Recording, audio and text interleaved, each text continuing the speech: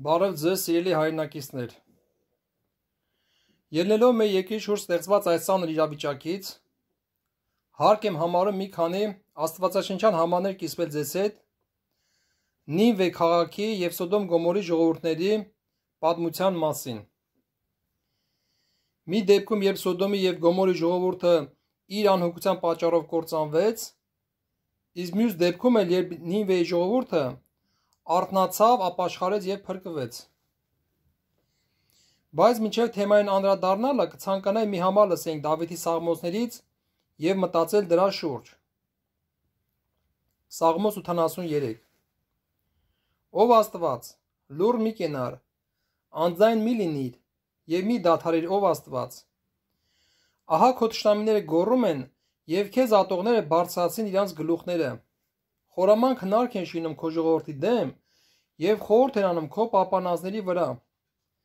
Ասում են եկեք կորցնենք, որ ազգ չլինեն, եւ էլ չհիշվի Իսրայել անունը։ Այստեղ Դավիթ թագավորը խոսում է մի բանի մասին, որի մեջ կարծես թե մենք ենք հայտնվել։ Մի ազգ, որը ունի հազարամյակների պատմություն, որը անգամ Աստվածաշնչում հիշատակվում է որպես Արարատի թագավորություն, այսօր կանգնած է մեծ վտանգի առաջ։ Եվ մենք տեսնում ենք, որ այսօր էլ կան ազգեր, որոնք խորհուրդ են արել մեզ կորցնելու, մեզ ազգ լինելուց դադարեցնելու, մեր անունը երկրի վրա ջնջելու։ Ասում են եկեք կորցնենք, որ ազգ չլինեն, եւ էլ չհիշվի Հայաստանի անունը։ Եվ դա տեղի ունենում հենց մեր աչքերի առաջ։ Մենք տեսնում ենք, թե ինչպես են վերացնում հայկական հետքերը, ինչպես են կեղծում մեր պատմությունը։ Եվ ցավը գիտեք ինչի մեջ է, որ նրանք ասում են ու անում, եւ նրանց մոտ ամեն ինչ հաջողվում է, եւ դրա վառ ապացույցը այն է, որ Արարատի թագավորությունից եւ ծովից ով Հայաստանից մի բուռ ազգ է մնացել, որն էլ իր հերթին նորից վտանգված է։ Պատճառների մասին մենք արդեն խոսել ենք անցած հաղորդման մեջ։ Ամփոփ կարգով եթե ասենք, կորցրել ենք մեր հավատքը, հեռացել ենք Աստծուց, դադարել ենք նրան հետևելուցը, որի պատճառով էլ երկիրը պղծվել է եւ հայտնվել ծանր կացության մեջ։ Այո, երկիրը խորտակվում է մեղքերի ծանրությունից, եւ թող ոչ մեկը իրենից բացի ուրիշ մեղավորներ չփնտրի։ Բոլորս էլ մեղավոր ենք Աստծո առաջ այսօրվա ներկայի համար։ Շատերս այսօր մեղադրում ենք միայն նախկին եւ ներկա իշխանություններին, բայց եկեք լսենք ինչ է գրված Առաջի թագավորաց գլուխ 12, 13-ից 15 համարներում։ Եվ հիմա ահա այն թագավորը, որ ընտրեցիք եւ ուզեցիք։ Եվ ահա Տերը ձեզ վրա մի թագավոր դրավ։ Եթե Տերից վախենաք եւ նրան ծառայություն անեք եւ նրա ձայնին լսեք եւ Տիրոջ խոսքի դեմ չկենաք, այն ժամանակ թե դուք եւ թե ձեր թագավորը, որ թագավորում է ձեզ վրա, ձեր Տեր Աստծո ետևից ապահով կլինեք։ Այստեղ մենք լսում ենք ժողովրդին ուղված հստակ խոսք։ Ասում է այո, դուք այն թագավորը, որին ընտրեցիք եւ ուզեցիք, Տերը ձեզ վրա դրավ։ Բայց եթե ուզում եք երկրում ապահով ապրեք, որպեսզի դուք եւ թե ձեր թագավորը, որ թագավորում է ձեզ վրա, ձեր Տեր Աստծո ետևից ապահով լինեք, պայմանը սա է, եթե Տերից վախենաք եւ նրան ծառայություն անեք, եւ նա ձայնին լսեք եւ Տիրոջ խոսքի դեմ չկենաք, այդ ժամանակ ապահով կլինեք։ Ես հարց եմ ուզում տալ. մենք Աստծո վախն ունենք, կամ մենք Աստծուն ծառայություն անում ենք, կամ մենք Աստծո ձայնը լսում ենք, գնում ենք նրա ետևից։ Իհարկե ոչ։ Շարունակությունում ասում է. բայց եթե Տիրոջ ձայնին չլսեք եւ Տիրոջ հրամանի դեմ կենաք, այն ժամանակ Տիրոջ ձեռքը ձեզ վրա եւ ձեր հայրերի վրա կլինի։ Ինչպես որ լսեցինք, Աստված ժողովրդին տալիս է այն թագավորը, որին հենց ինքը ժողովուրդն է ընտրում։ Բայց մենք լսում ենք այստեղ, որ երկրում ապահով ապրելու համար ժողովրդից շատ բան է կախված, քանի որ այս երկիրը, որի մեջ որ մենք ապրում ենք, Տեր ունի, եւ այդ Տերը Աստված է, որը տվել է մեզ օրենքներ եւ կանոններ, եւ մենք պետք է իմանայինք դրանց մասին եւ դրանով էլ ապրեինք, քանի որ առանց Աստծո խոսքի խաղաղություն չի կարող լինել։ Երկրորդ օրինաց գլուխ 4 10-րդ խոսքը այսպես է ասում. Ժողովրդին ինձ մոտ ժողովիր, եւ ես իմ խոսքերը լսել տամ նրանց, որպեսզի սովորեն ինձանից վախենալը բոլոր այն օրերումը, որ երկրի վրա կաբրեն, եւ իրանց որդիներին էլ սովորեցնեն։ Ղևտացոց գլուխ 20-22-րդ խոսքը լսենք. Եվ իմ բոլոր կանոնները եւ իմ բոլոր դատաստանները պահեք, եւ անեք նրանց, որ դուրս չփսխե ձեզ այն երկիրն, ուր որ ձեզ պիտի տանեմ այնտեղ բնակվելու, որովհետեւ երկիրը իմն է, եւ դուք ինձ մոտ պանդուխներ եւ հյուրեր եք։ Ղևտացոց 25-23 խոսքներն այլ։ Ժողովուրդ ջան, ինչքան շուտ գիտակցենք, որ մենք այս երկրում պանդուխներ եւ հյուրեր ենք, այնքան լավ կլինի մեզ համար, քանի որ Աստված տեսնում է մեր բոլոր գործերը։ Երեմիա մարգարեություն գլուխ 16-17 խոսքից լսենք, որովհետև իմ աչքերը նրանց բոլոր ճանապարհների վրա է։ Նրանք ծածուկ չեն իմ երեսի առաջին, եւ գաղտնի չէ նրանց անօրենությունը իմ աչքերի առաջին։ Եվ ես առաջ պիտի նրանց կրկնապատիկ հատուցանեմ նրանց անօրենության եւ նրանց մեղքերի փոխարեն, որովհետև նրանք պղծեցին իմ երկիրը իրանց գարշությունների եւ պղծությունների դիերովը լցրին իմ ժառանգությունը։ Ինչպես նաեւ Երեմիա մարգարեություն գլուխ 8-6-րդ խոսքում այսպես է ասում Տերը. Ես ուշադիր եղա եւ լսեցի։ Աստված լսում է անգամ մեզ, նա տեսնում է մեր ամեն գործերը։ Ասում է նրանք ուղիղ չեն խոսում։ Մարդ չկա, որ զղջա իր չարության վրա եւ ասե թե ես ինչ եմ արել։ Ամենը դարձել են իրենց ընթացքին, իբրև ձի, որ արշավում է պատերազմ։ Արագին անգամ օդումը գիտե իր ժամանակները եւ տատրակն ու կռունգն ու ծիծեռնակը պահում են իրանց գալու ժամանակը, բայց իմ ժողովուրդը չգիտե Տիրոջ իրավունքը։ Իսկ գիտեք ինչ է տեղի ունենում այն ազգերի հետ, ովքեր իրենց քրիստոնյա են համարում, բայց չգիտեն Տիրոջ իրավունքը եւ անտեսում են Աստծո կողմից դրված կարգ ու կանոնները։ Մենք դրա մասին անցած հաղորդման մեջ բավարար չափով խոսել ենք, բայց այնուամենայնիվ այսօր մի փոքր կանդրադառնանք դրան։ Երկրորդ մնացորդաց գլուխ 15-րդ խոսքից լսենք. Եվ շատ օրեր Իսրայելը առանց ճշմարիտ Աստծո, առանց ուսուցանող քահանայի եւ առանց օրենքեր մնացել։ Եվ այն ժամանակները դուրս եկողի ու մտնողի համար ապահովություն չկար, որովհետև երկրի բոլոր բնակիչների մեջ շատ խռովություններ կային, եւ զարկվում էին ազգ ազգի հետ եւ քաղաք քաղաքի հետ, որովհետև Աստված ամեն նեղությունով զարհուրեցրեց նրանց։ Սիրելի հայրենակիցներ, ցավոք սրտի մենք այսօր նույն այս իրավիճակում ենք հայտնվել։ Մեր ազգը այսօր առանց Աստծո, առանց քահանայի եւ առանց օրենքի է մնացել։ Եվ դրա վառ ապացույցը մենք լսեցինք 5-ից 6 համարներում։ Ասում է եւ այն ժամանակները դուրս եկողի ու մտնողի համար ապահովություն չկար, որովհետև երկրի բոլոր բնակիչների մեջ շատ խռովություններ կային, եւ զարկվում էին ազգ ազգի հետ եւ քաղաք քաղաքի հետ, որովհետև Աստված ամեն նեղությունով զարհուրեցրեց նրանց։ Իսկ ինչի համար է Աստված այս նեղությունները թույլ տալիս մեր կյանքում։ Ես կցանկանայի, որ սրա պատասխանը լսեիք Հոբի գրքում գլուխ 33-14 համարից։ Սակայն մեկ անգամ կխոսի Աստված եւ մյուս անգամ, բայց մարդս ուշադրություն չի անում։ Երազում գիշերի տեսիլքում մարդկանց վրա խորք ունենքներից անկողինի վրա քննելիս։ Այն ժամանակ նա բանում է մարդկանց ականջը եւ նրանց խրատելով կնքում է, որ մարդից հեռացնի վատ գործից եւ ամբարտավանությունը ծածկե մարդից, որ ետ պահե նրա հոգին կորուստից եւ նրա կյանքը սրով անցնելուց։ Հոբի 36-10-րդ խոսքից լսենք. Եվ նա կբանա նրանց ականջը խրատի եւ կպատվիրե, որ դառնան իրանց ամբարշտությունիցը։ Եթե լսեն եւ հնազանդեն, իրանց օրերը բարիքով կվերջացնեն եւ իրանց տարիները զվարճությունով։ Բայց եթե չլսեն, սրով կանցնեն եւ կմեռնեն առանց հասկացողության, նրանց անձը կվախճանվի երիտասարդությունում եւ նրանց կյանքը իգացողների հետ։ Այո, Աստված մարդկանց զգուշացնում է տարբեր ձևերով, հարկ եղած ժամանակ անգամ նեղություններով, եւ դա ունի երկու նպատակ։ Ինչպես որ լսեցինք, որ ետ պահե նրա հոգին կորուստից, այսինքն հոգին կորուստ չգնա, եւ նրա կյանքը սրով անցնելուց։ Բայց եթե մարդիկ չեն լսում, համառում են եւ շարունակում են իրենց ընթացքը, գրվածն ասում է, բայց եթե չլսեն, սրով կանցնեն եւ կմեռնեն առանց հասկացողության։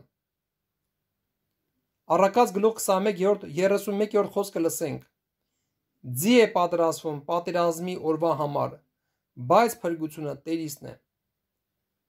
Սիրելի հայրենակիցներ, մեզ համար նորություն չի, որ պատերազմի համար ձին վաղուց պատրաստված է։ Այն որ ասում է բենզինը լցրած է, մնում է մի փոքրիկ կայծ, որ կրակը տարածվի, բայց գրվածն ասում է, որ փրկությունը Տերիսն է։ Գիտեք, դեռ հույս կա այս սպասվող պատերազմից խուսափելու, կամ էլ ընթացքը փոխելու։ Անհոգ մի եղեք, ժողովուրդ ջան, արթնացեք,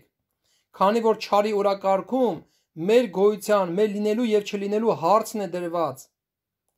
Եվ մեր փրկությունը այսօր հավատքի եւ միաբանության մեջ է։ Մենք լսում ենք Մատթեոսի ավետարան գլուխ 12:25 համարում. ամեն թագավորություն, որ իր դեմ բաժանված է, կավերվի, եւ ամեն քաղաք կամ տուն, որ իր դեմ բաժանված է, չի մնալ։ Եվ ցավոք սրտի սատանային հաջողվել է, որ մեր երկրում շատ տարբեր տեսակի պառակտումներ բերի, անգամ հավատացյալների դաշտում։ Մեր երկրին միաբանություն է պետք, հավատքի շուրջ սկզբում։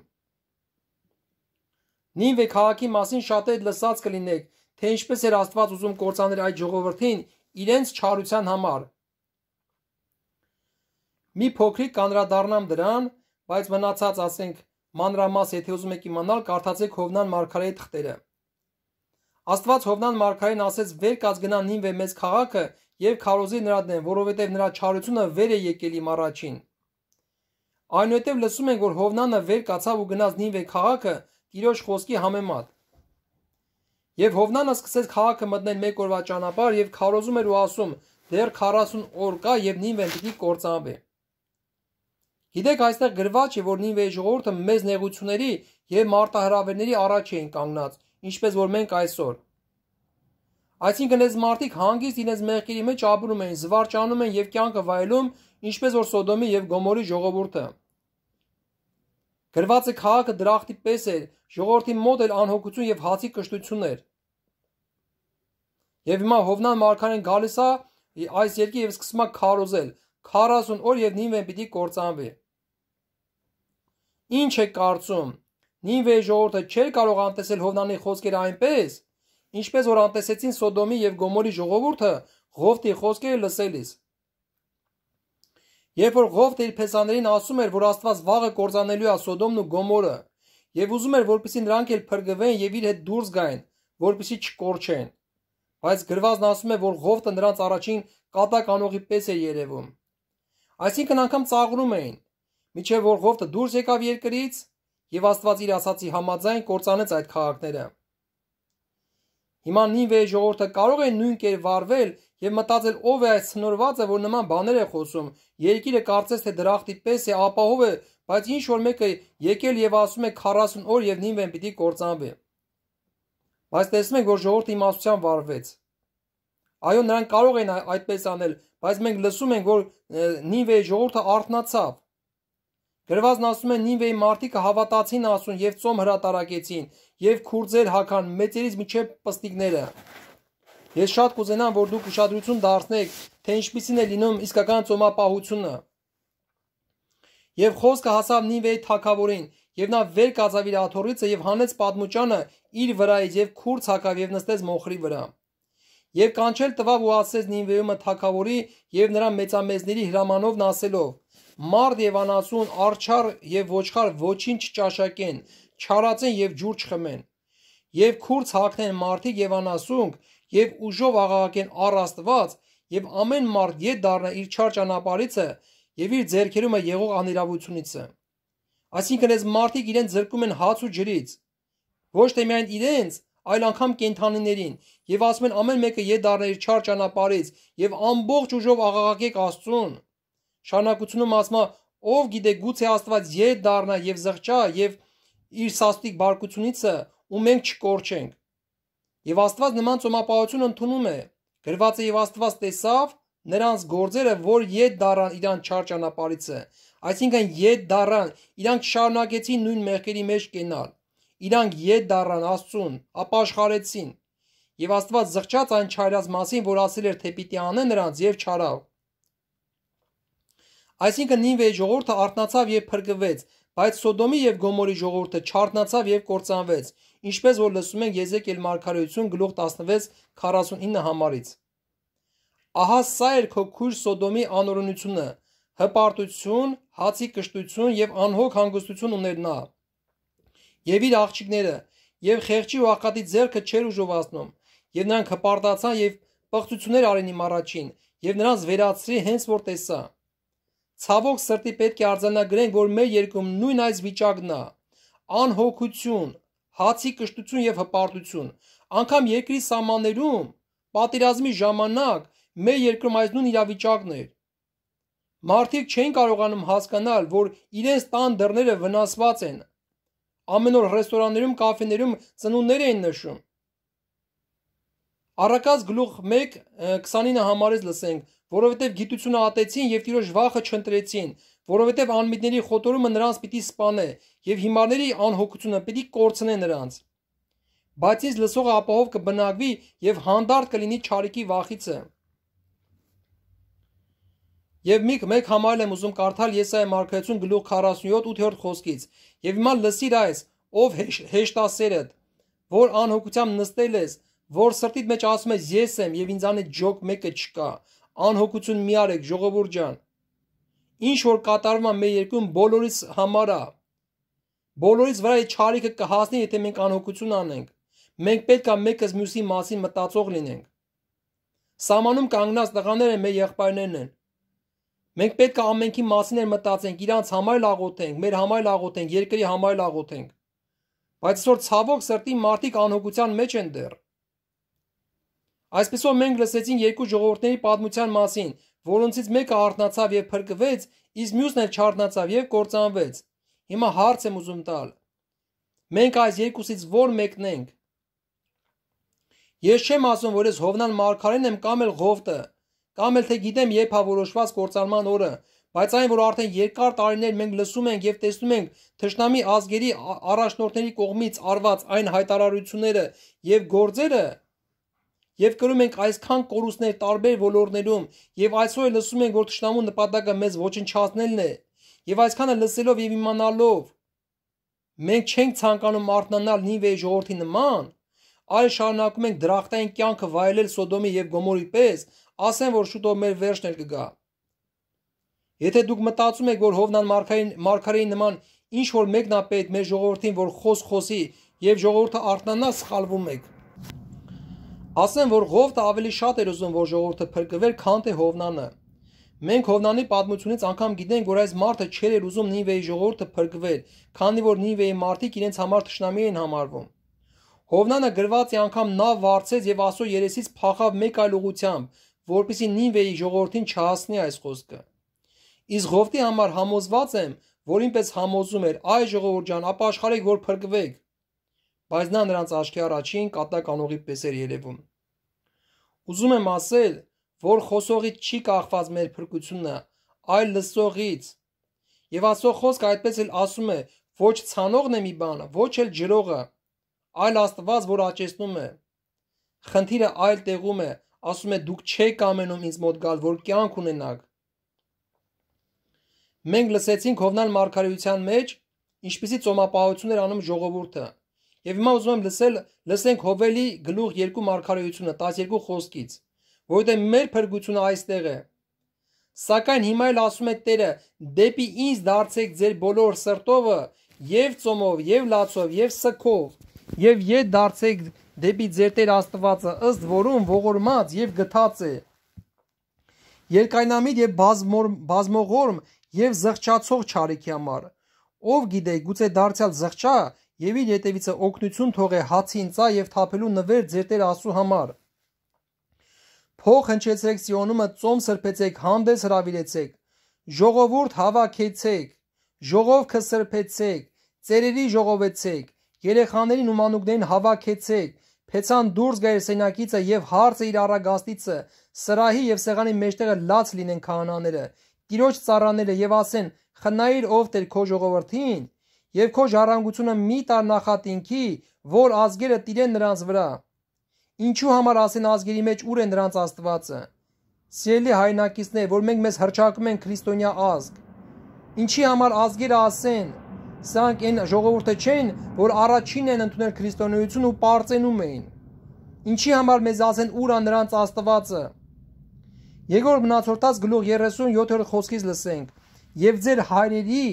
եւ ձեր եղբայրների նման մի լինեք, որ իրանց հայրերի Տեր Աստծո դեմ ապստամբեցին, որոնց նա մատնել է ավերման, ինչպես որ դուք տեսնում եք։ Արդ մի խստացնեք ձեր պարանոցը ձեր հայրերի պես, Տիրոջը ձեր տվեք եւ եկեք նրա սրբարանը, որ սրբել է Հավիտյան, եւ ծառայեցեք ձեր Տեր Աստծուն, եւ նրա բորբոքված բարկությունը կդառնա ձեզանից։ Եվ հիմա նրանց համար, ովքեր որ անհանգստանում են մեր գերիների համար, ովքեր որ իրոքից սրտանց մեր երկրի համար անհանգստանում են, 9-րդ խոսքում խոսք է գրված մեզ համար։ Ասում է, եթե դուք դառնաք Տիրոջը, ձեր եղբայրներն ու ձեր որդիկը գթություն կգտնեն իրենց գերեվարների առաջին եւ այս երկիրը կդառնան, որովհետեւ ձեր Տեր Աստվածը ողորմած եւ գթած է, եւ ձեզանից իր երեսը չի դարձնել, եթե դառնաք նրան։ Խոսքը սկզբում ուղղում են բոլոր եկեղեցիների հովիվներին, ովքեր գիտեն ավետարանը եւ ճանաչում են Աստծուն, եւ իհարկե նաեւ մեր բոլոր այն հայրենակիցներին, ովքեր չեն ճանաչում Աստծուն։ Ինչպես որ լսեցինք, այսօր նույնպես Համանի ոգով բռնված թագավորներ կան, ովքեր ուզում են մեզ վերացնել երկրի երեսի վրայից, որ ազգ չլինենք։ Բայց մենք ավետարանում շատ պատմություններ ենք տեսնում գրված, թե նման իրավիճակում ինչպես էր Իսրայելը ազատվում իր թշնամիներից։ Եվ սրանք մեզ օրինակի համար է թողված, որ մենք էլ մեր նեղություններում նույն կերպ վարվենք։ Եթե ուզում ենք գերիներին կամ էլ երկրին օգնած լինենք, եկեք եկեղեցիներով միաբանվենք եւ անենք այնպես, ինչպես որ լսեցինք Հովնան մարգարեի եւ Հովել մարգարեի թղթերում։ Այն ժամանակ ասում է Տերը պիտի նախանձե իր երկրի համար եւ ողորմե իր ժողովրդին, եւ Տերը պիտի պատասխանե եւ ասե իր ժողովրդին. Ահա ես ձեզ համար ուղարկում եմ ցորեն, գինի եւ յուղ, որ պիտի կշտանաք նրանով, եւ ձեզ այլևս նախանտիկ պիտի չանեմ ազգերի մեջ, եւ հյուսիսացում պիտի հեռացնեմ ձեր վրայից, եւ նրան պիտի քշեմ մի չոր եւ ամայի երկիր, երեսը դեպի արևելյան ծովը եւ քամակը դեպի ետևի ծովը։ Մի վախենար ով երկիր, ցնծա եւ ուրախացիր, որ Տերը մեծ բաներ է անում։ Իսկ ձեզ իմ շատ սիրելի հայրենակիցներ, քույրեր եւ եղբայրներ, սա եմ ասում, որ այս հաղորդումը բնավ ոչ մեկի դատելու նպատակ չունի։ Այս հաղորդման նպատակը այն է, որ արթնանաք, ձեր արթնությունով իմ գրպանները չեն լսվելու, ես ոչ մեկից ոչ մի բան չեմ ակնկալում, ոչ էլ ուզում եմ ինչ-որ անուն ձեռք բերեմ։ Ձեր արթնությունը ձեր իսկ փրկության համար է։ Քանի որ հենց մեր աչքերի առաջ մի քանի ազգեր, մի քանի գերտերությունների հովանավորությամբ ակտիվ զինվում են եւ դու գիտեք դրանց նպատակը, դա ձեզ համար գաղտնիք չէ։ Եվ ինչպես ասում է, ձի է պատրաստվում փրկության պատերազմի համար, բայց փրկությունը Տերիսն է։ Փրկությունը Աստծուց է։ Եվ այսօր ցավը նրա մեջ է, որ մեր ժողովրդի մեծ մասը փոխարենը մտածի ինչ անի, որ այս արհավիրքից խուսափի։ Այս իրավիճակից դուրս գա, մտածում է այսօր ինչ անի, որ մի օր էլ զվարճանա ռեստորաններում, կաֆեներում կամ էլ ակումբներում։ Եվ խնդրում եմ որպես թափության կոչ լսել Ղուկասի ավետարան գլուխ 21:34-36 համարները։ Զգույշ կացեք անձերիդ։ Մի գուցե ձեր սրտերը ծանրանան շատակերությունով եւ հարբեցողությունով եւ ապրուստի հոգսերով, եւ այն օրը հանկարծ հասնե ձեզ վրա, որովհետեւ որոգայթի պես կհասնի այն ամենքի վրա, որ բոլոր երկրի երեսի վրա բնակված են։ Ուրեմն արթուն կացեք եւ ամեն ժամանակ աղոթք արեք, որ արժանի լինեք ազատվել այն բոլոր բաներիցը, որ պիտի լինին եւ կանգնել մարդի որդու առաջին։ Սիրելի հայրենակիցներ, թող Աստված մեզ իմաստություն տա, շնորհ տա, որ իրոքից մենք այս նեղ օրերում միաբանվենք հավատքի շուրջ, Աստծո շուրջ միաբանվենք եւ մեր երկիրը ազատագրենք այս չարիքից։ Լավ մնացեք, մինչ նոր հանդիպում։